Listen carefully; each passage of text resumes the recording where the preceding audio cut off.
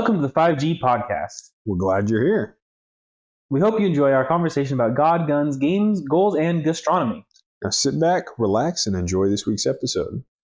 This is the Memorial Day episode of The 5G podcast. We've even got the flag. Welcome, America. I have been so American this week. Yeah, Or this weekend, I guess. sure. Well, not that American. I did one thing that was like American. I went to a baseball game. You didn't fire your guns up in the air. Yeehaw! No, I did not. I did not Okay. do that. I did not do that. I didn't even buy a new gun. I was thinking about that. I've been thinking about it. I think okay, we'll talk about that after, actually, maybe. But Okay, yeah. you went to a baseball game. Went to the baseball game last night. It's pretty American. Very. What, D-backs were playing? Yeah. Oh, Last night okay. against the Marlins. We lost 3-0. Dang, we've been doing all right You're doing okay. this season. We beat the Dodgers pretty handily. Hey, that's always a win in my book. I'm not a baseball guy, but like, You gotta beat the Dodgers. you got to beat the Dodgers. Yeah. I mean, nobody likes them. So yeah. Yeah. So we've been doing okay. All right. Nothing like we should be doing, considering we just won We a national or we didn't win the World Series. We didn't win the World Series. Yeah. We won with the National League series, Oh, okay. right? Yeah. Because there's the American League and the National The League. National because League, yeah. They had too many teams. I don't know. I know. In Spanish, American just means all of North and South America. So maybe. Unfortunately, that's not how it works. Oh, dang it. Okay. Like you can't just say like. Although the Blue Jays, who are from Canada, Yes. Are in are in the American League. the American League. Yeah. Yeah. The National League. I think they're in the American League. I don't know if you got that in Portuguese. If you say like, soy americano. Oh yeah, all the I time. am American. They're like, what? What part of America? Yeah, because I was in Argentina to be like, I'm American too. You're like, no, you're not. I'm like, no, but South America. I'm like, all right. You have to say, I'm United States in. I would say I'm from the United States. Oh, okay. They had a word in Spanish. That's why I said estadounidense. It's the exact same word. Okay, soy estadounidense. I am United States in. Yeah, I hated that word though because it sounds retarded. It's like a made up word. It's Yeah. smushed together. And so I would say I'm from the United You're States. from the of United America. States. Gotcha. Yeah.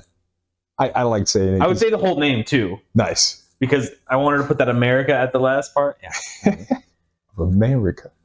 Especially Brazilians asked me. It was Oh, mostly okay. only if Brazilians asked me Because they think they're Mozambicans American. would just say America. Are you from America? I'm like, yeah, I'm from Yeah. the United States. And It was also easier to just say like gringo. Yeah. Gringo. that's Which- pretty funny. We even had like missionaries who were like, Pacific Islanders or whatever. Gringo? Yeah, I'm a gringo. Like Effectively. you're like, I'm not white, but I'm a gringo. So yeah. That's funny. Yeah. I don't know. Are we doing? I don't think I'm doing anything else American for this I'm weekend. going swimming. Memorial Day is kind of a good start to like swimming season in Arizona. Good point. You going over to your family side? Yeah, I'm doing my in-laws for lunch, my parents for dinner. Probably double pool swimming and Nice. double barbecue. Nice. So That'd be solid. pretty American, pretty good. Yeah. I get the day off work, so I'm happy. It's cool. Yeah. That's like the most un-American thing ever. Is less work. Less work, yeah. Yeah. But it's a good reason. It's a good day. I agree. Memorial Day, people always forget. The Veterans Day is for the living armed service members who survived. Memorial Day is for the ones who died. And then Armed Services Day, that you don't get a day off of work for that one, but that's for the ones currently serving. There's 3 different days. In May, I didn't know, is apparently, I don't know who decides this, is Military Appreciation Month. Yeah, you never hear about that. No, Like- you only hear about Pride Month and Pride Black History Month, Month. Black History Month. May is Military Month. Like, all right, it's pretty cool. I like Is because there a Women's Month too? March, I think. Is it? Is Women's Day is in March. Don't quote me on that, women. I'm pretty sure it's like the first week of March. I have no clue. Yeah. And that one, speaking of Argentina, that was another one that was weirdly a bigger deal in Argentina. It was actually like Dia de la Mujer. It's like Women's Day. Like, Isn't that just Mother's Day? No. No. You're right. yeah. Yeah, no. In Mozambique, they have Right? a Day of the Women. Yeah, Women's Day. Was it in March or I have April? no clue what Oh, it okay. is. See, I remember it distinctly. Like I think it was when I learned that. Yeah, they had Mother's Day Mhm. and Women's Day. Yeah. And they had Children's Day. Oh yeah. Dia das Crianças. We didn't have a Children's Day in Argentina, I don't think, but I've heard of some countries having a Yeah, Children's Dia Day. das Crianças. It's And like every kid gets like a present. that's fun. Yeah. I heard the fun one. Japan has their Children's Day on November 14th. It's exactly 9 months after Valentine's Day. Oh, that is hilarious. Statistically, there's a lot of children born on this day. That is hilarious. Yeah. Well, good on Japan. Right? Like they're like, oh, we got to pick a day for Children's Day. November 14th makes the most sense, man. All right, it's good. Stamp that one. Yeah, no, that's great. Well done on them. Mm-hmm, mm-hmm. Is there I don't think there's a Men's Day in many. No. There's Father's Day. There's like Labor Days for like the workers. Yeah. I mean, but women work, Trevor. I'm just saying. I'm trying to think of like, oh, what else would a man associate with? Thanksgiving. That's a Men's Day. Food. Eat the food. Yeah.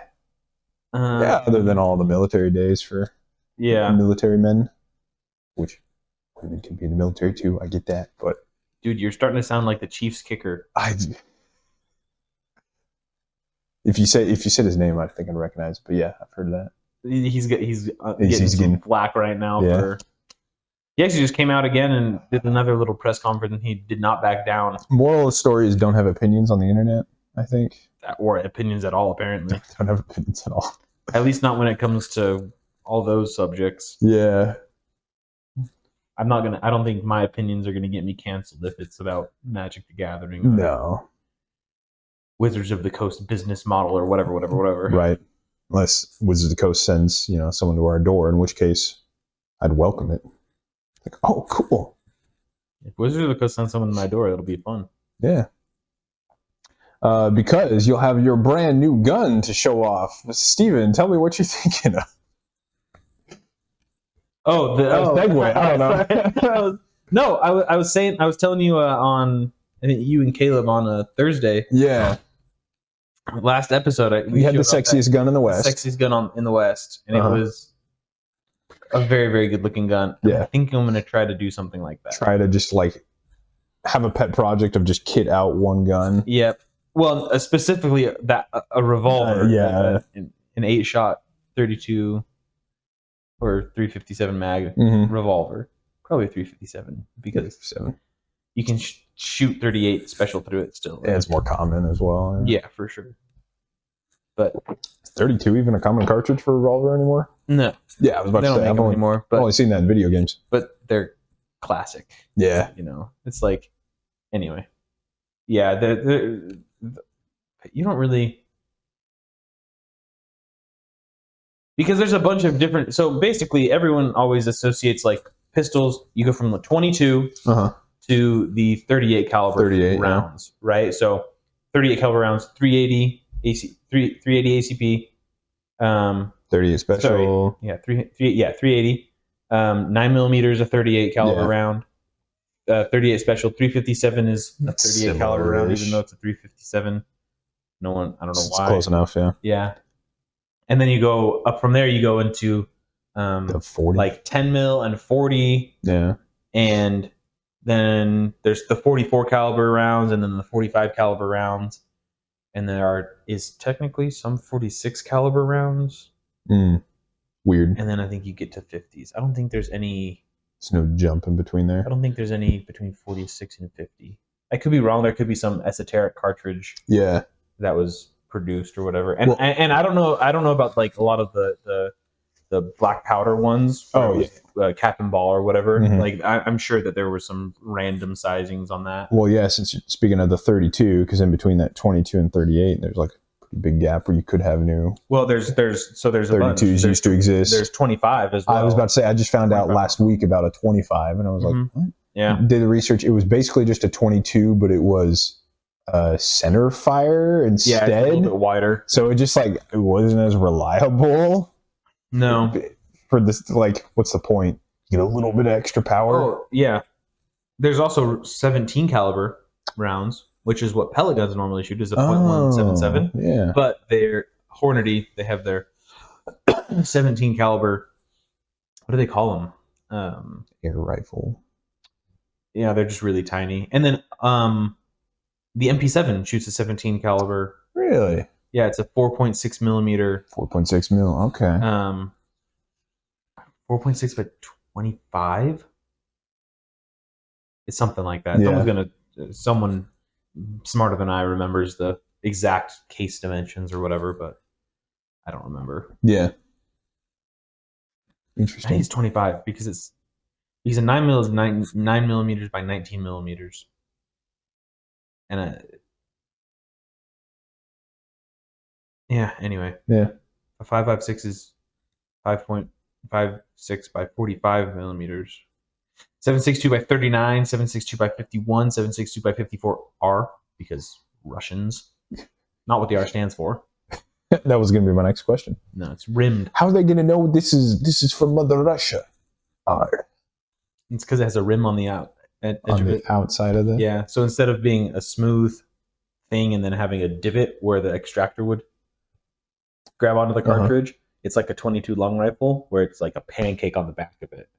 Oh, okay. So it's a cylinder and then a pancake, and then the extractor grabs on top of that. It's one of the older cartridges. Weird. But it's still used like for everything in Russia. Like the Dragunov shoots it, PKM shoots it, Mosin Nagants. Yep.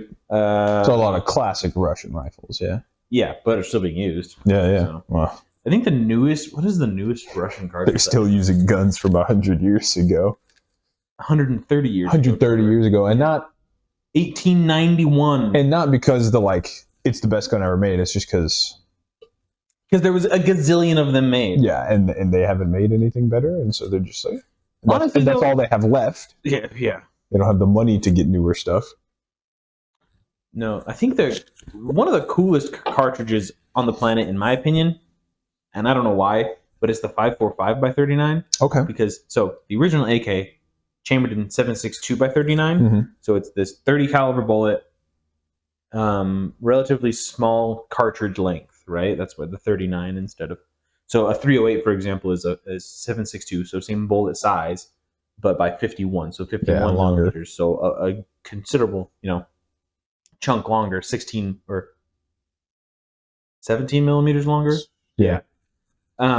Which is significant because that's, almost the same size as a 9 mil casing. Because a 9 mil is 9 by 19, right? So anyway, but what the Russians did, they were the terminal ballistics of 7.62 by 39, what an AK normally shoots at longer distance isn't amazing. And the Russians were like, well, let's just make a better cartridge. And so they took the 7.62 by 39 casing and just necked it down to 22 caliber, which is, what AR-15s shoot. And there's like a lot of long-range precision shooters that use a 22 caliber bullet, not a 223, obviously. Yeah. But it's a 22 caliber bullet.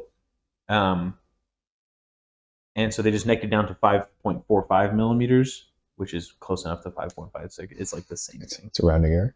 Yeah, for real. It's just lost in translation. Probably something like that. So now they have 5.45 by 39, which is a super cool cartridge.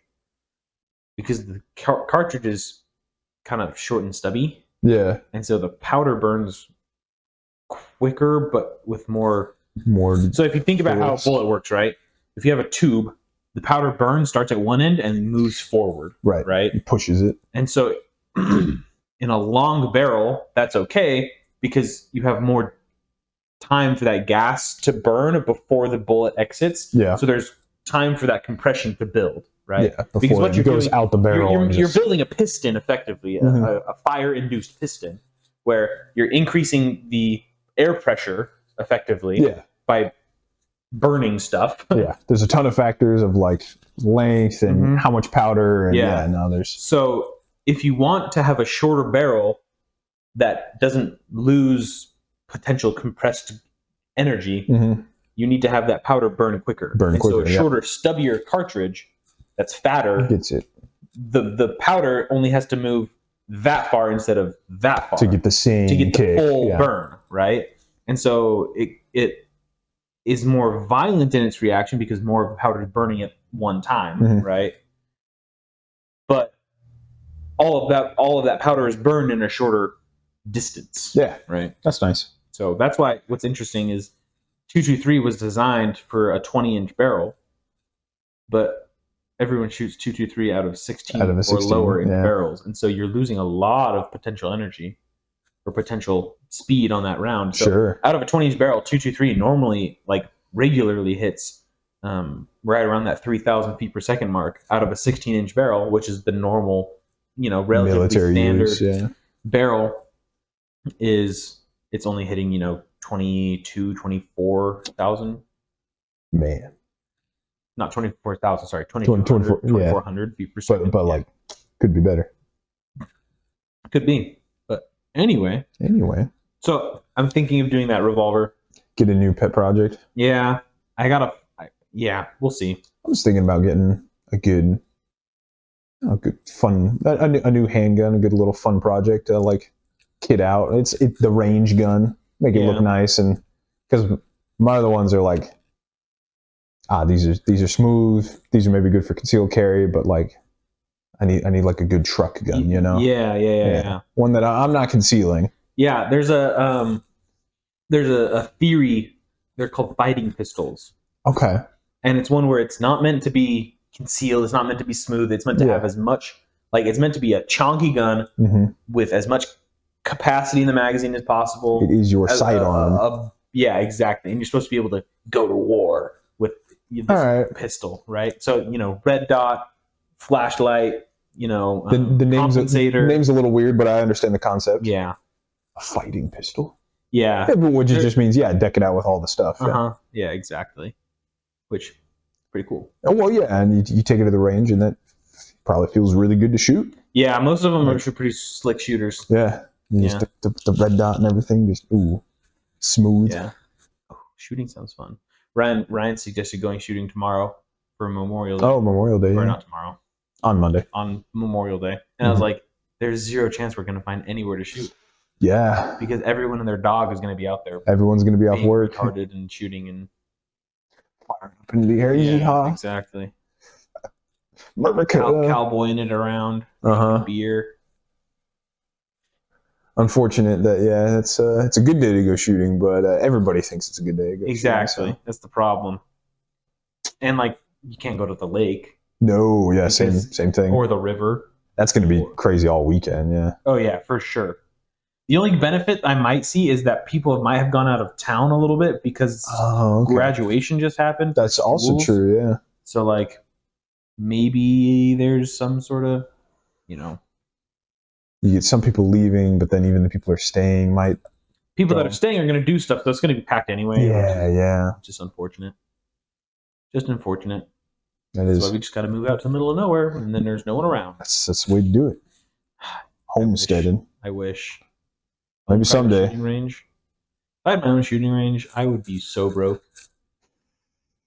If I had my own business of a shooting range, I would be broke. Oh, 100%. That's funny. 100%. Yeah. I'd spend so much money on ammo. Yeah. You'd maybe get wholesale prices. Doesn't matter. I would go through. $1,000 is still $1,000. Doesn't matter how much ammo I buy because I'm using all of it. I'm using all of it. Yep. Yeah. That's funny.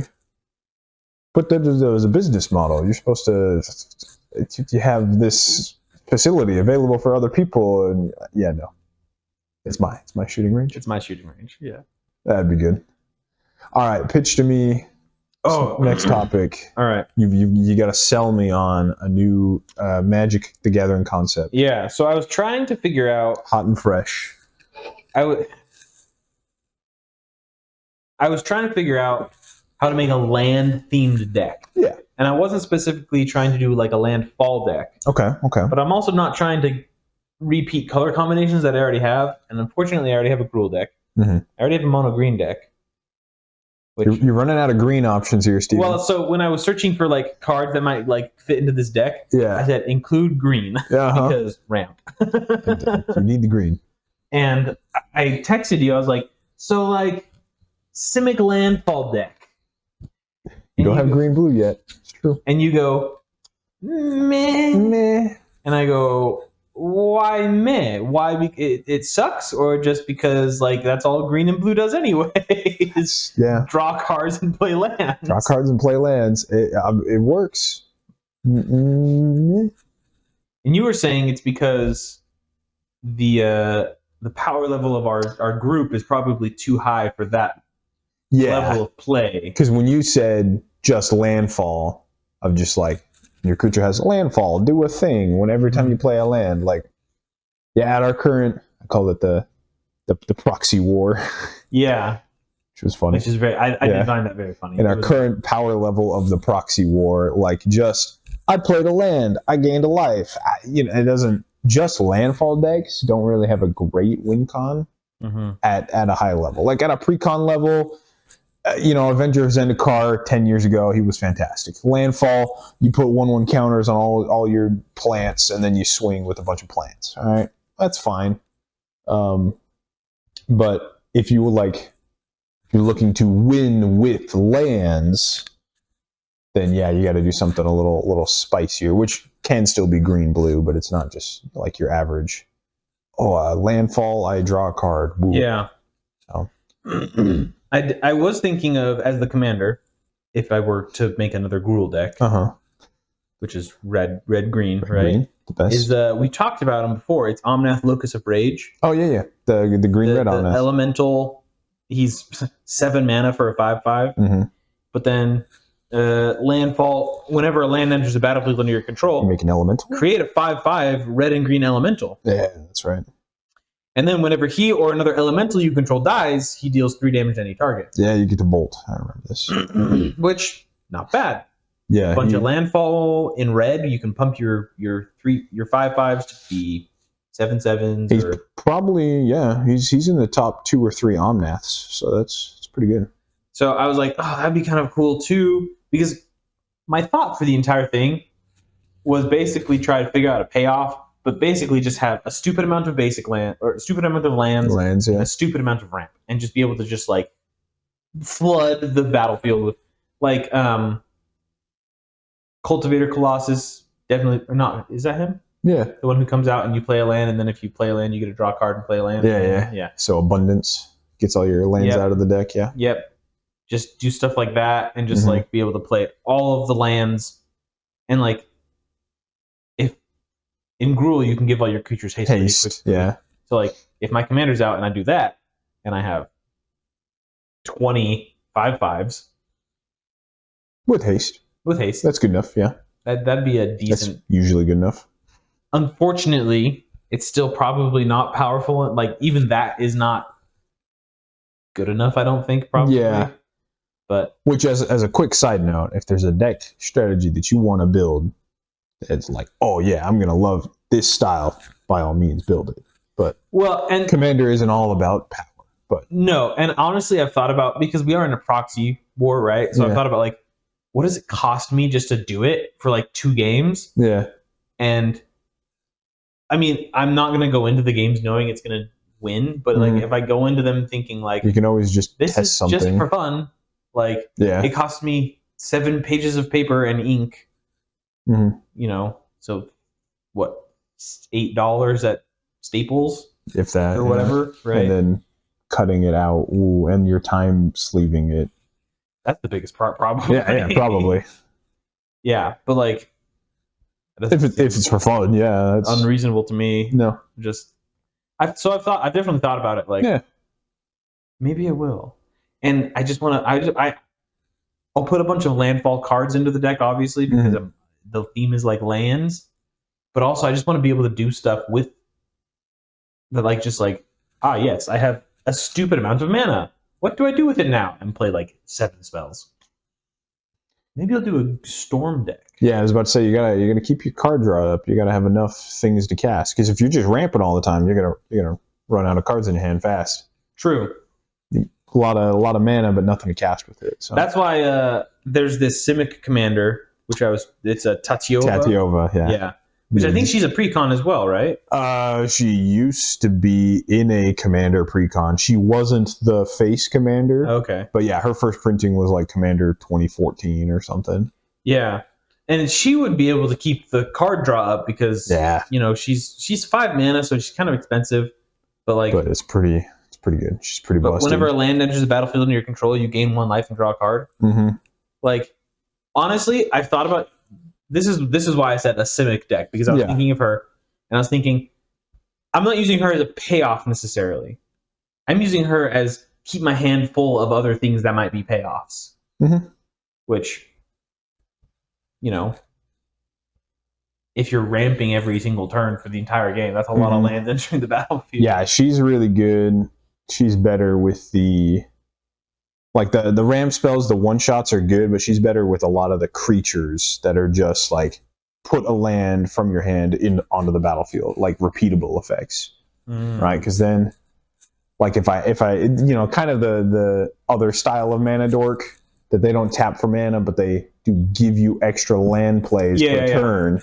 Like remove a 1/1 counter, get a land card or whatever. Yeah, because that, if you can get at least one card off of that, you've replaced them, as well as getting a land from your hand. So it's almost like every activation is kind of a 2-for-1 with Tatiova out. Yeah.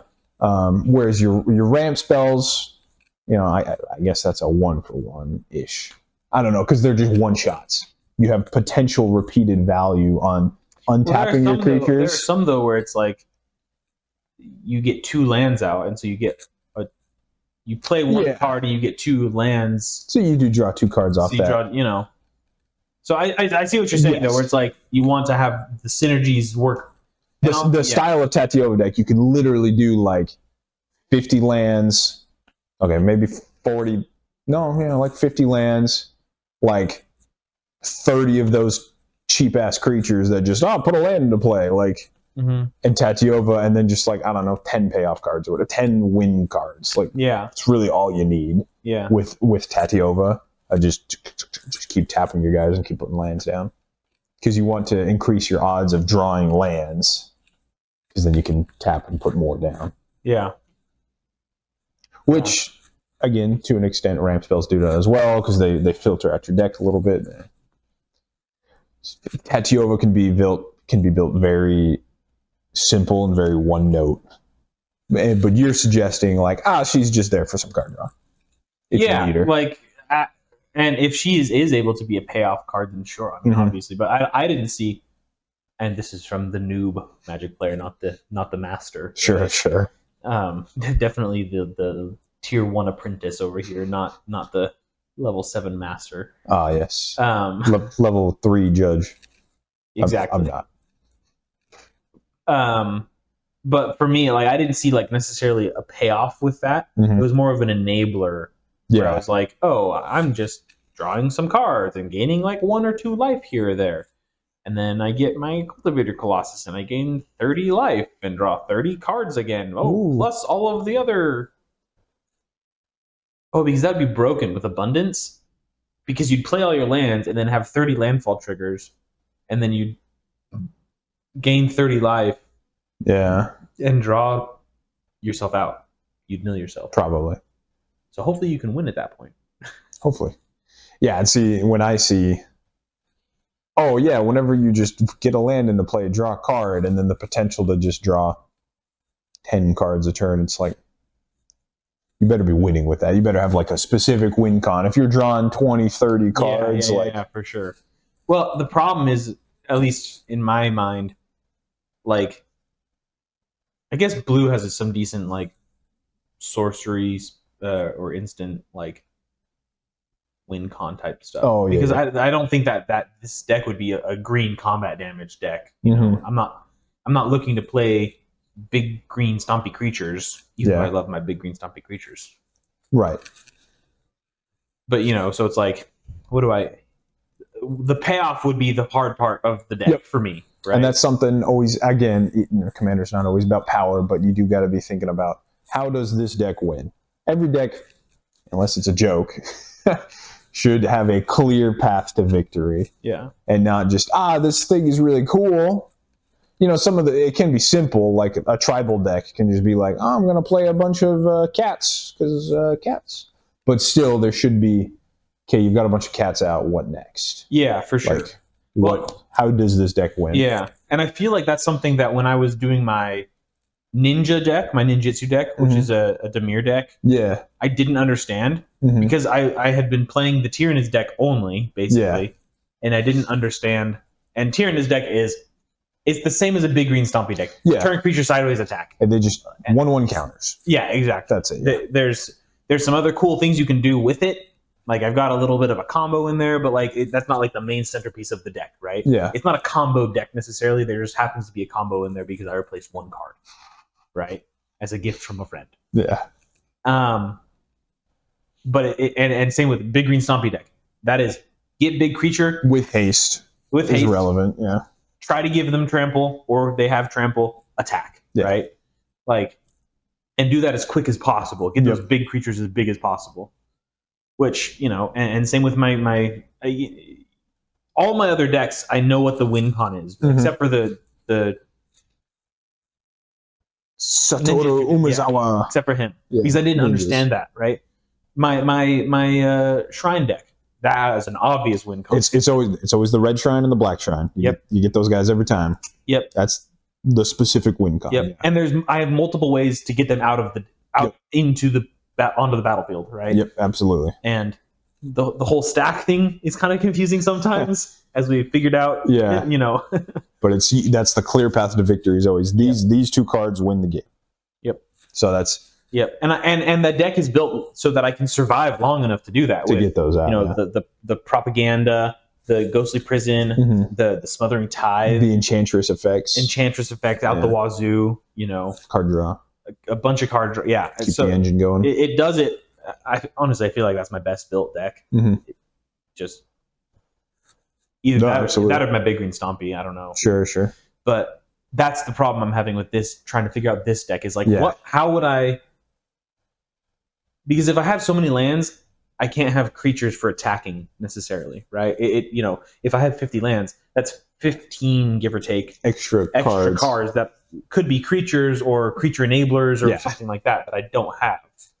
So it's like, what do I do? Gotta have a clear path to victory. Yep. So I would need to look up the blue victory paths. Yeah, and again, it doesn't have to be an infinite combo. No, but just something that knowing. Yep. There's some specific lands, then like land style decks that kind of end up being infinite combos, and so that's a way to do that. But yeah, you gotta with lands. How do you win? So there's ways to do it for sure. Yeah, you can animate all your lands, turn them all into creatures. I have thought about that. There was one other. It's risky, but yeah, for sure. Board wipe, like ugh. Yeah, you're at that point you just concede. But then there was one. Is this it? Nope. Nope. Nope. Nope. Nope. Nope. Nope. Nope. Nope. All right, I'm not gonna find it. No, I took. I have a gazillion screenshots. He's done a lot of research. Oh, is it? Nope. Nope. Now you're trolling.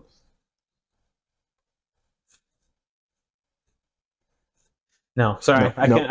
I know I took a screenshot of it, but I had a gazillion. Yeah, that's fine. Cards. But yeah, so that's I think the next all right deck I'm going to build or try to build out. Seems like cogs are turning. It's brewing. It is, and I can't figure out that the payoff part is the hard part right now, right? If I can figure that part out, I think I'll build it just for fun. Well, and that is a harder one to think of instead of just like cats.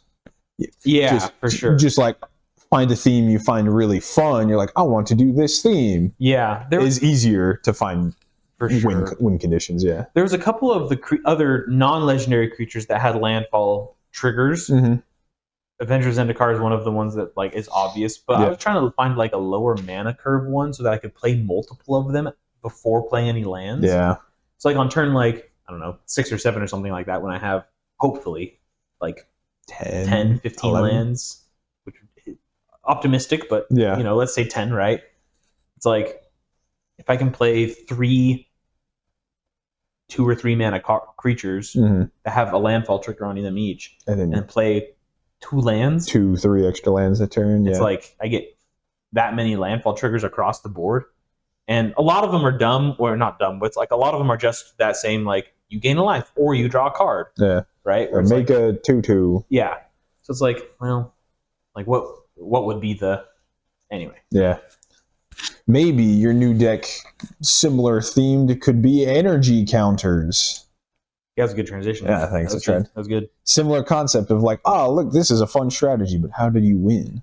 Well, there are tons of new ways to win with energy counters. Tell me, Trevor, the new ways to win with energy counters. If you hadn't heard, Modern Horizons 3 is about Eldrazi and energy. Yeah. The Eldrazi's are harnessing the energy of the universe or something. Dude, some of these Eldrazi's that are coming out are just brutal. Commander Horizons 3, which one of the Wizards of the Coast guys accidentally said that on their official review stream or whatever. He said That's that. hilarious. He said that on Tuesday. He was like, Commander Horizons, Modern Horizons 3 releasing soon in stores near you or whatever. It was very awkward. Was it a Freudian slip or I think it was a Freudian slip, meaning that's probably what they jokingly refer to it behind the scenes. Yeah. Like they know what they're doing. All right. Oh, we've said this before. We've said this before. Come on. Like if you're gonna do a modern thing, do modern. If you're gonna do commander, do commander. You don't need to mix these together. Like, to their point, they've tried to do it fairly well, but it's, I don't know, it's a little weird sometimes. Like they have a cycle of the creatures that flip into planeswalkers, right? Which in theory these are going to be designed for modern. They're all 1 to 2 mana creatures, and they're all monocolor on the front, and then they all have a flip condition to flip into a planeswalker, and the planeswalker is dual color. So even if they're not good in Commander, it's at least very relevant for Commander because it's their 2-color identity and they're planeswalkers, which is good to have in the command zone, but it's a creature, so you're allowed to have it in the command zone. They're, in theory, good for Modern because they're cheap creatures that flip into planeswalkers. You don't care about the color really at all, but monocolor makes it easy to cast and easy to splash in Modern decks. Modern decks are commonly like 3 or 4 colors just because they can be. You just find all the best creatures for that strategy. Yeah. So they have a whole cycle of those. Play a bunch of dual lands and stuff like that. Yeah, dual lands and fetch lands. So you can always go get the 3rd or 4th color that you need. Yeah. So they have a whole cycle of those guys. I think the black-white one's pretty relevant. He's a black on the front. He's black-white on the back. He's the guy with eminent or extort. Extort. Yeah. He just gives you extort all the time. Even his planeswalker side is just passive. All of your spells have extort, so you can just anytime you cast a spell, you can just pay 1 extra mana and make each opponent lose a life, and you gain that much. Yeah, that's pretty broken. So scaling based on how many players you have. Yeah. The red guy is probably one of the cheapest cost reduction effects. He's just 2 mana for your instants and sorceries, cost 1 less. And his planeswalker side doesn't have that as a passive, but it's the +2 or something. It's just like, until your next turn, instants and sorceries cost 1 less. And then it had like a -7 or 8 on that one. Yeah, that's probably like copy every spell. Yeah, I think it was something. He's like red-blue on the back. Yeah. Exile the top 8 cards of your library for -8, and you can cast instants and sorceries for free. Yeah. Yeah. Which in a red-blue deck. That's, I didn't want to focus on these ones, but that's Sorin and Raoul, 2 famous Magic the Gathering planeswalkers. You can Which find. They're back? Modern Horizons, modern sets are always supposed to be out of time, out of the story, because we've killed some of these Eldrazi before. Oh. Emrakul got imprisoned in the moon. I don't know how she got out of the moon on Innistrad, the vampire plane. So they're supposed to be out of time. Oh yeah, like a Johnny is the white cat planeswalker, but I'm pretty sure he's dead. Yeah, the Phyrexians got him, I think. Most of them are dead. Yeah, but as far as Commander, I do want to talk about the Eldrazi. Yeah, they're so broken. Got to talk about the big 3: Emrakul, Ulamog, and Kozilek. I don't think the Kozilek is that good this time around, but Emrakul can certainly see play. Emrakul, the 5-color one. No, that's the one from the pre-con. That guy's also insane. I don't remember if we talked about him. Yeah, I don't think so. Okay, maybe I don't know. Because he got leaked. Yeah. But Emrakul, the World Anew, is a 12 mana, 12/12 classic. Yeah, gotta have giant Eldrazi. But actually, with the new Elf Commander, that's only a 4-mana creature. That's only 4 mana. Yeah.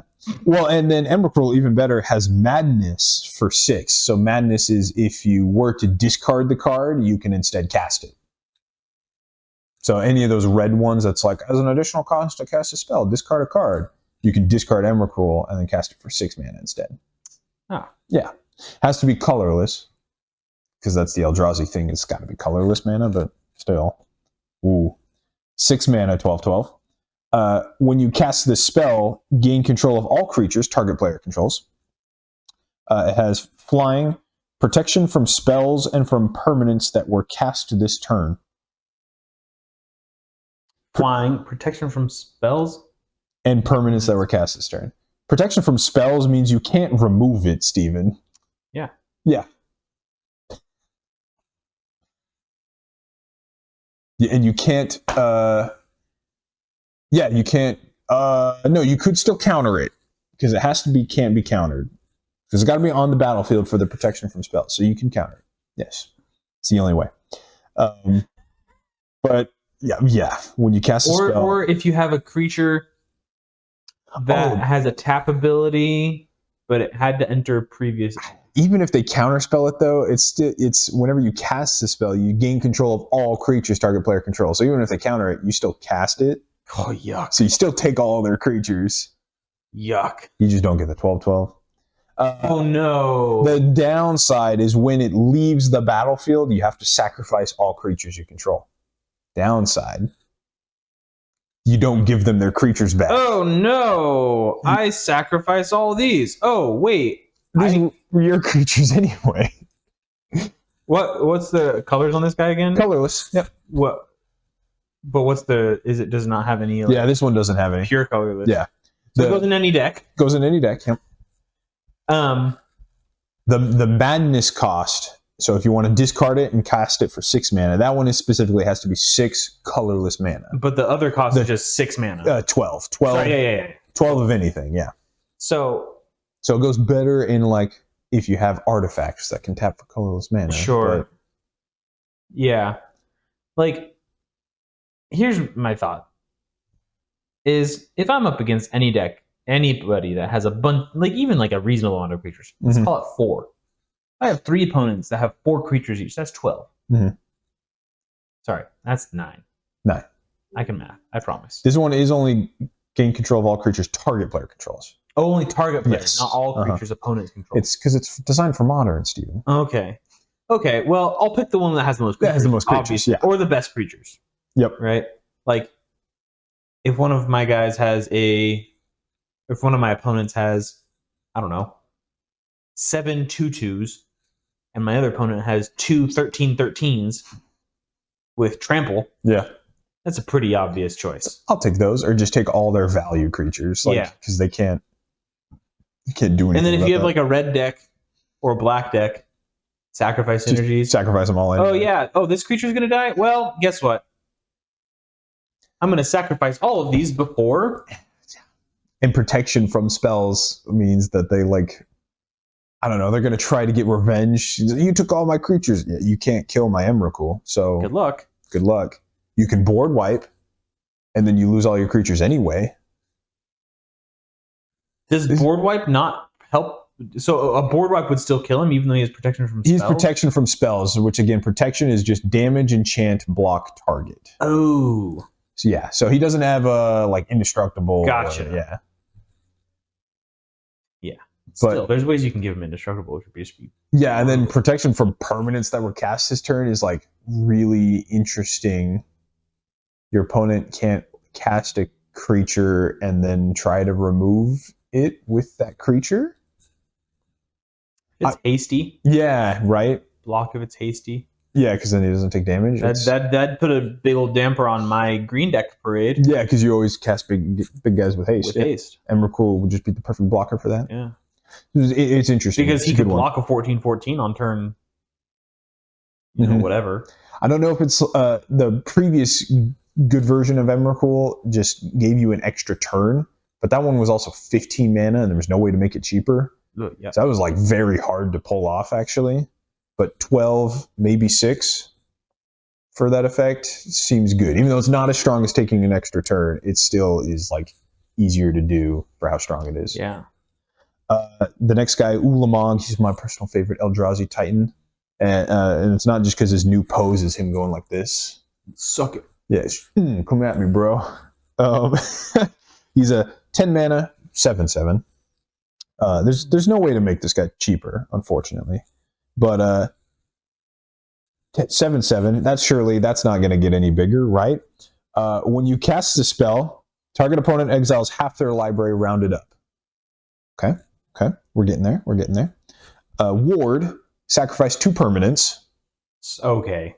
So that's like Annihilator, but you're doing it to yourself. Annihilator is the Eldrazi thing. Like, oh, when I attack, you have to sacrifice as many permanents. It's like, you want to target my guy, you got to sacrifice your permanents.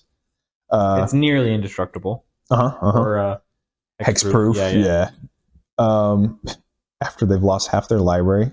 Next, when he enters the battlefield with a number of +1/+1 counters on it equal to the greatest mana value among cards in exile.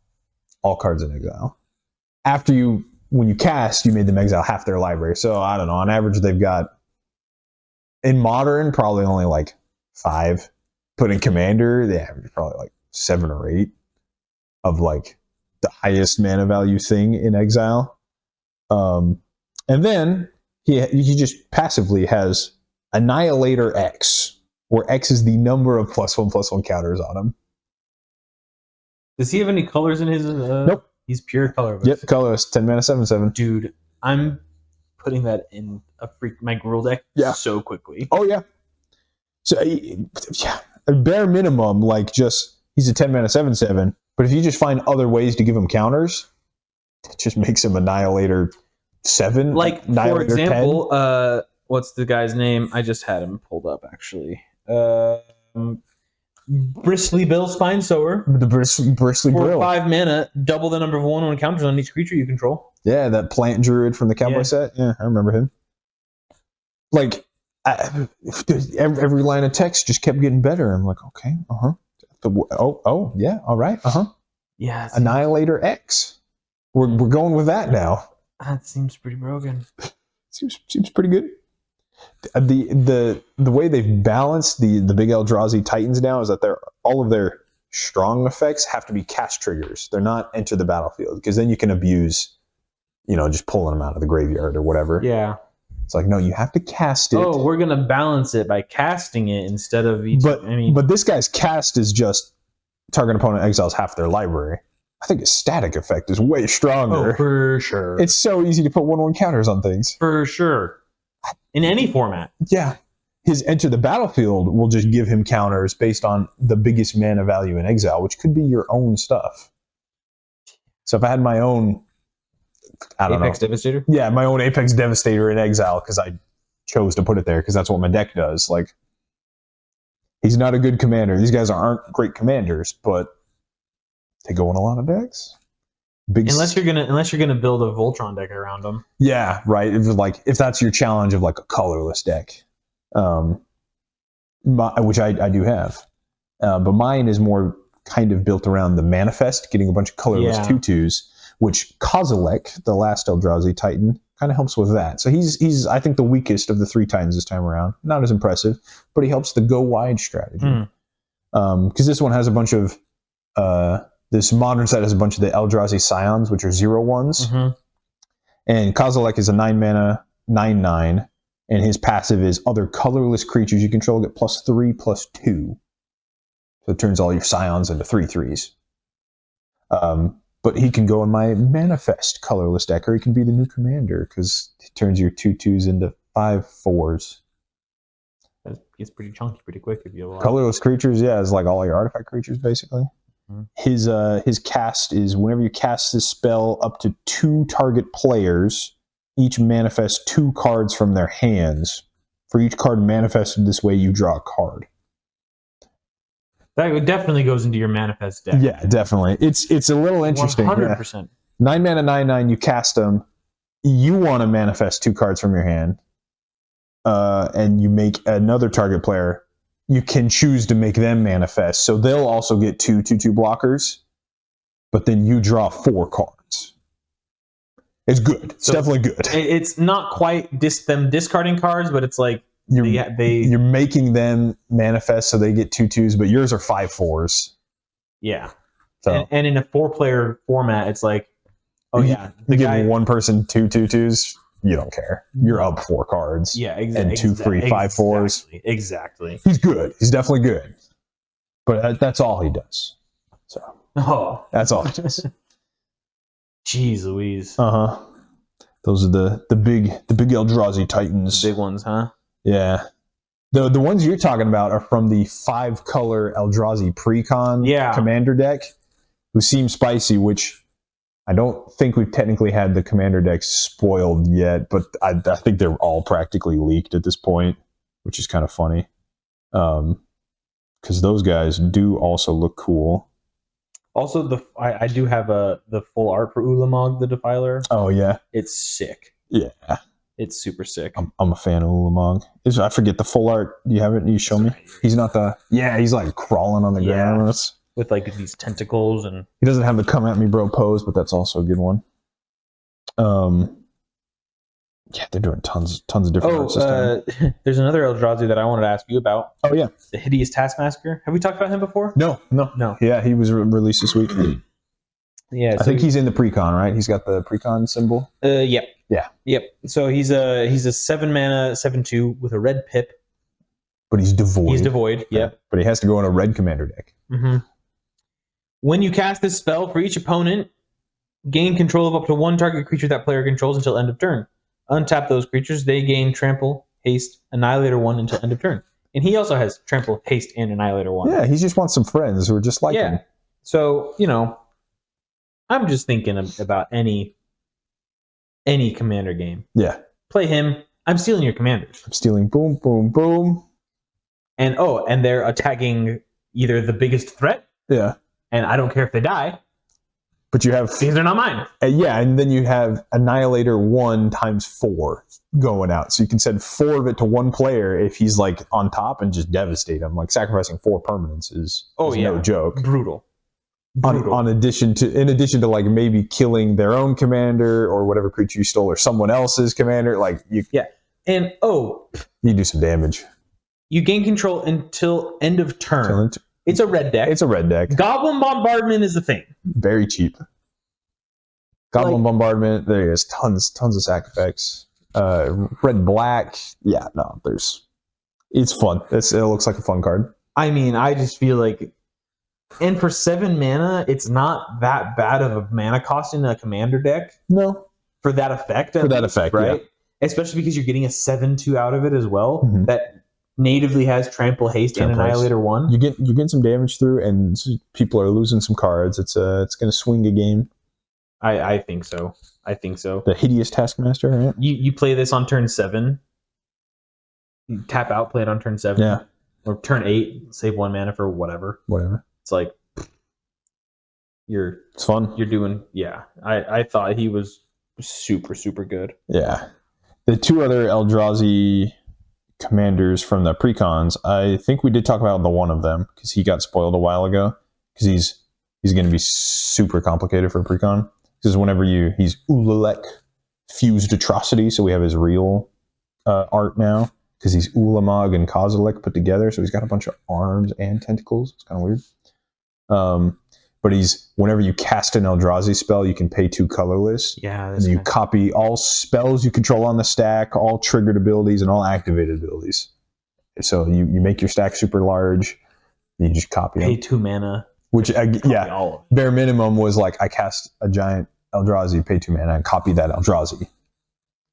So. I get 2 ETB triggers and 2 cast triggers. No, not only 1 cast trigger. Only 1 cast trigger, but the ETBs, bare minimum. So yeah. The other commander they're throwing in there, I don't know what this guy's supposed to be. He also looks weird. Bunch of legs and tentacles. They swapped him. He's Azlask, the Swelling Scourge. Whenever he's a 3 mana 2/2. But he's got 5 pips in his cost, so he can be the alternate commander in his ability. So whenever he or another colorless creature you control dies, you get an experience counter. I feel like they didn't have a whole lot of player counter synergy in this set, and they're adding experience counters and energy counters again. But it's fine. Normally those effects aren't super strong. But then he's got Wooburg as an activated ability, so pay 1 of mana of each color. Creatures you control get +X till end of turn, where X is the number of experience counters you have. Scions and spawns you control gain Indestructible and Annihilator 1 until end of turn. Yeah. So he's go wide. Yeah, he's go wide with all of the 0/1 Eldrazi tokens. Wow. Yeah, experience counters. You don't even need them to do damage. No, just like with the Annihilator 1. 10 guys with Annihilator 1. But you can pay 5 mana and give them, I don't know, at least +5/+5, probably. Yeah, it's rough. Those experience counters seem pretty easy to get, so that guy's also going to be good in the precon. Yikes. Aslask. Have we talked about Omo, Queen of Vesuva? No, she was also leaked this week. Yeah, I think she's pretty okay. Omo. Is this the one I'm thinking of? The everything counters? Yeah. Yeah. What's an everything counter? Oh, that's right. I remember what I was saying with this one. Yeah. It does everything. Omo, Queen of Vesuva. She's a 3-mana commander. She's Simic, blue and green, blue. And then she's a 1/5, which is like, okay, that's kind of interesting. She's a Shapeshifter Noble, which I thought was pretty interesting as well. Shapeshifter. Whenever she enters the battlefield or attacks, put an everything counter on each of up to 1 target land and up to 1 target creature. Mm-hmm. Each land with an everything counter on it is every land type in addition to its other types. It's good. So they tap for 1 mana. They can tap for any color. Mm-hmm. Which in a Simic deck is like whatever, right? Yeah. But if she was in a Wooburg deck. Mm-hmm. And then each non-land creature with an everything counter on it is every creature type. Also usable. Which is very interesting. So kind of an interesting little enabler there. Yeah. Not like game breaking by any means, but interesting for sure. Mm-hmm. You might like, I think this guy literally just came out last night or this morning. You like Mana Dorks. I do like Mana Dorks. You're a fan of the Mana Dorks. I am. How about a 2-mana Mana Dork that taps for 4 mana? What? Yeah. He's called the Fanatic of Ronus. So he's 2 mana, 1/4, taps for a green. Then he's got this ability Ferocious. So he taps for 4 green if you have a creature with power 4 or greater. Trevor. Uh-huh. If this was in a white deck or a blue, blues. It'd be harder, but it wouldn't fit the theme. In a green deck, every creature has power. What's 4? 4. Every creature has power 4 or greater. That's a requirement for being a green creature. Like it says, are you green? Yes.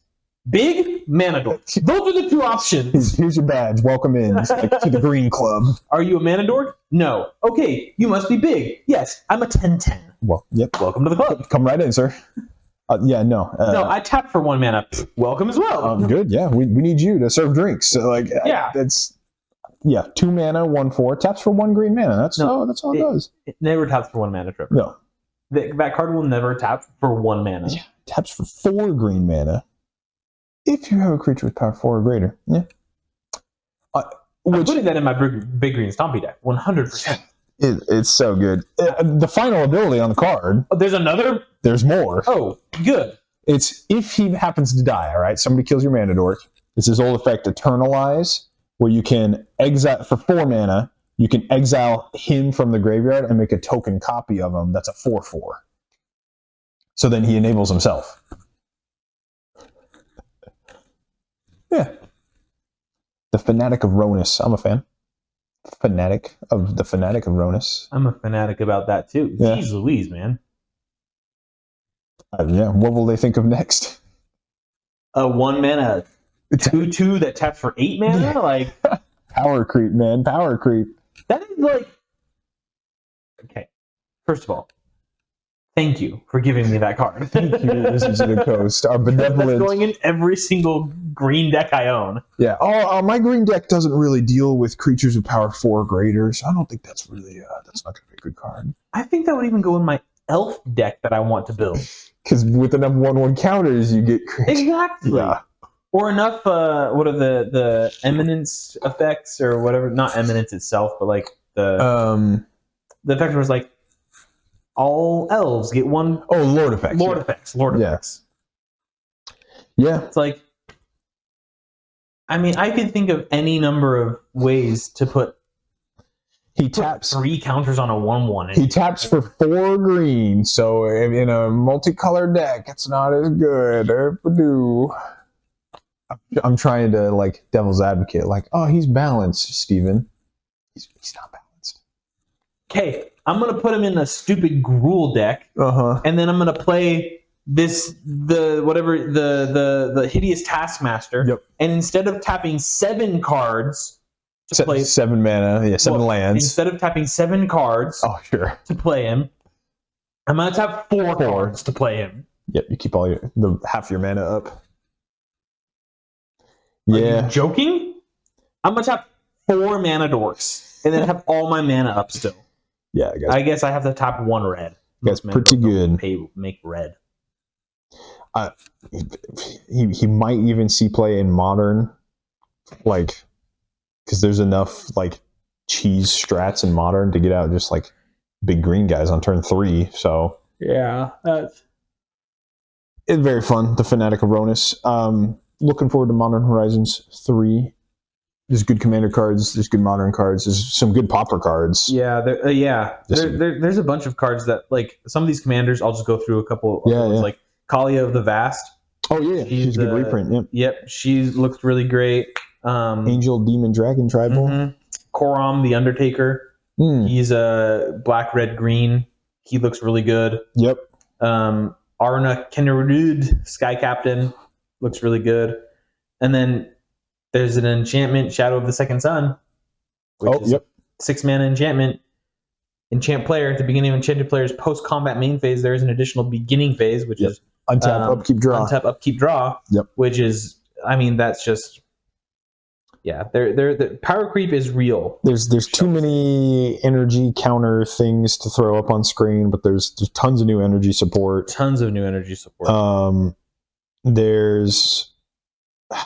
There's a lot in this set. The colorless, the Eldrazi support for that style. The Eldrazi Scions are cool. I like kind of reinforcing old archetypes. They've done a decent amount of that. There's free spells. It's not a modern set without just random BS free spells. There's some good nostalgia here to like old cards. It seems like it's going to be a good set. Yeah, there's a lot that are just the reprints. It feels crazy. Modern Horizons, man. Well, shall we end it with my card of choice? Yeah, let's do it. So I have 2 things. You showed 2 last time, so I'm going to do a meme and a card. Nice. So I'll do the card first. It's I was trying to figure out, like, my history in Magic is not as deep as yours, so I had no clue about the Dingus cards. And I thought about, I want to do like something fun like that too as like my card of choice. I was looking up stuff, and a lot of the funny ones were like the unsets or like silver border stuff, and I was like, no, I want something that like doesn't have a silver border, right? You didn't pick the KKK card, did you? There's a KKK card?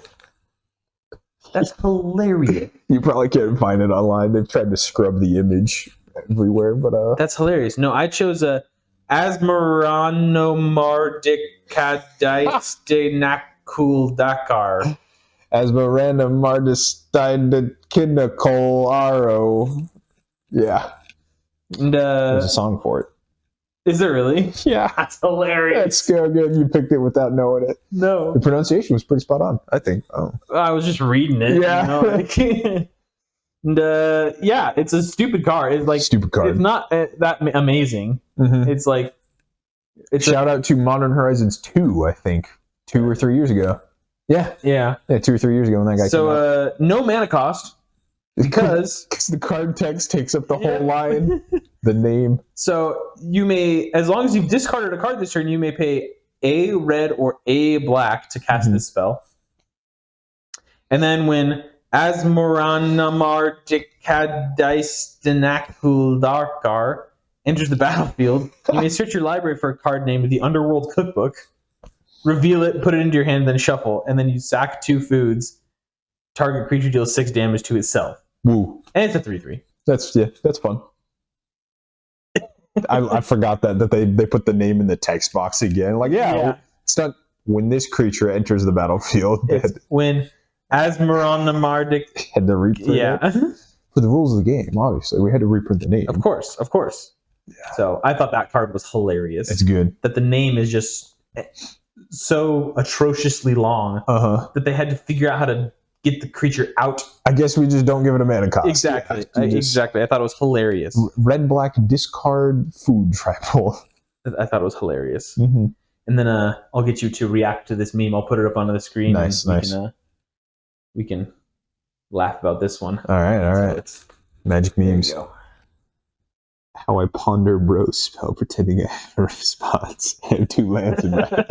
With the parentheses. Yeah. Hold on. I have a response. No, okay, that resolves. The reason I thought that was funny is because, and you taught me to do this in Pauper, you'll always hold like a couple extra lands in hand just to, Yeah, because you don't need, 12 lands on board. No, I thought that was funny. You might as well poker face a little bit. Yeah. So I thought that one was fitting and yeah. I'll allow it. Yeah, and I'll pop it up on screen to. That's good.